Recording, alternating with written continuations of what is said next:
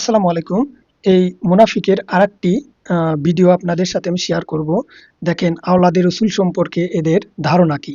আর রসুল পাক সাল্লাল্লাহু আলাইহি ওয়াসাল্লাম বলেছেন, আমি দুইটা জিনিস রেখে যাচ্ছি, তোমরা আঁকড়ে ধরে রাখলে কখনোই পথভ্রষ্ট হবে না।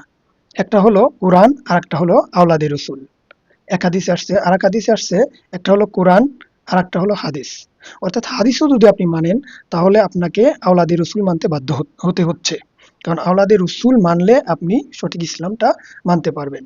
আর আওলাদে রসুল যদি নেগলেক্ট করেন, অস্বীকার করেন, তাদের সাথে বেয়াদবি করেন, তাহলে আপনার পথভ্রষ্ট হয়ে যাওয়ার সম্ভাবনা খুবই বেশি থাকবে। এবং আপনি গুমরাহ এবং বেঈমান হয়ে মারা যাওয়ার সম্ভাবনা খুবই বেশি থাকবে। এই জন্য আমরা সচেতনমূলক আপনাদেরকে যেগুলো জানিয়ে থাকি, নেগেটিভ ভাবে নেবেন না। দেখেন, আওলাদের রাসূল আবু লাহাব আওলাদের রাসূল।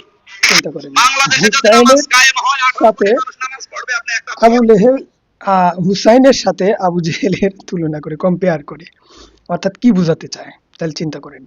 যে সমস্ত বেয়াদব এবং মুনাফিকদের থেকে দূরে থাকার চেষ্টা করবেন।